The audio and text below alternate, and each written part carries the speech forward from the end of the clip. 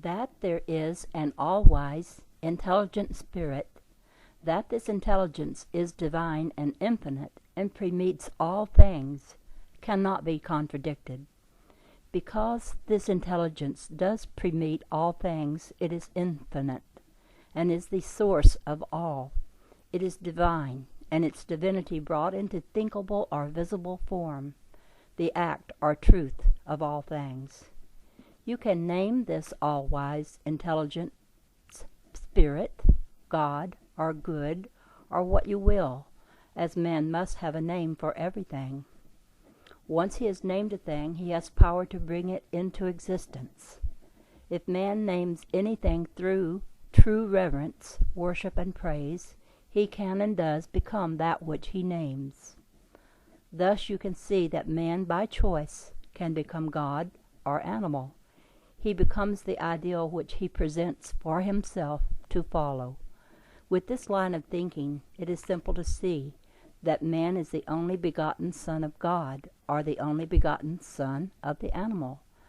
Thus, by choice, man can become evil or devil if his eye beholds evil, or he becomes God if his eye beholds God. In the formless state, the all-wise intelligent spirit was silent and contemplative, yet the intelligence was there and saw itself as the producer as well as a spectator of all animate and inanimate things. In this silent state, the all-wise intelligent spirit saw there was no modification, and resolving to emanate or bring forth the universe, this intelligence formed a picture of what the universe should be, having naught but the perfect picture of our divine plan to follow. The universe willingly took the form directed by the intelligence. The divine ideal picture was expanded until it came into perfect visibility. This is the universe that we see today, that is going on with the perfect plan held forth for it to assume. This intelligence is, and always has been, the perceiver and the director of its perfect divine ideal plan. This intelligence knew that it was necessary to bring forth animate form and endow it with all potentialities through which it could express fully. This is what is known as immortal man. This divine ideal, which differentiates itself in all phases and directions, is the immortal of each man today.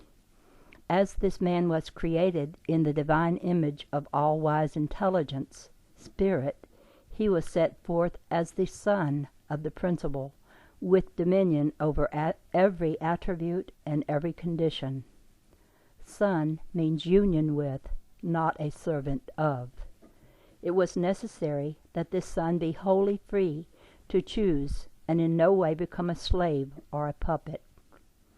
This immortal ideal must always include a portion or spark of the central fire of that which brought or projected it into existence. This projection was the first cell that finally became man's body, and is the spark of life that always endures and never dies. This cell is, in name, the Christ. This cell, although divided and repeated many millions of times, retains the image of the divine spirit projected and implanted in it, and cannot be perverted by man's thinking. Thus man is always divine.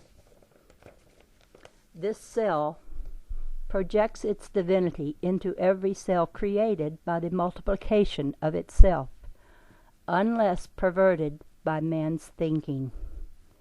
The collection of these cells finally assumes unto itself a container or cover, which is called the human body. The spirit or essence, still in unmodified form, has the intelligence to see all changes going on around it. By always standing in his high dominion, man is spirit and spirit is God. This higher self must be thought of, pondered over, worshipped, and blessed as being right within man. First there must be faith that it is there.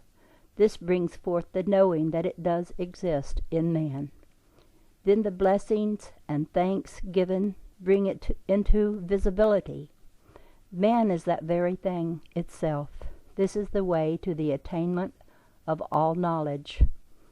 The brain at first seems to be the perceiver, because it is the aggregation of the more delicate cells, and these cells first accept the vibrations and amplify them so that they may be perceived by man. Then they are selected and sent to all the other organs, and each, if held in divine order, goes to the very organ to which it belongs. Each organ and nerve center is the seat or special amplifying center for centralizing the real man. When they are harmonized and coordinated, man stands forth in all dominion and power. He has brought forth the Holy Ghost, the whole of the all-wise, intelligent Spirit in creative action. This is soul and body brought to one focal center. No man ever accomplishes anything unless he consciously or unconsciously brings every faculty to this one center. This is the place of power, the Christ within man, the place where man stands supreme. Then how can man suffer discord, inharmony, sin or sickness, unless he idolizes them and brings them into existence? If he stands forth always and at all times as the all-wise intelligent Spirit, and knows no other, he cannot be conscious of anything less. With his highest ideal always held in the clear waters of man's intelligent thinking, he becomes God. He is certain to be answered by this inner voice at all times. Back of will stands desire. Will, in its truest state, is a pure, colorless force, and is moved into action by desire. If there is no color or direction given to will, it is inactive.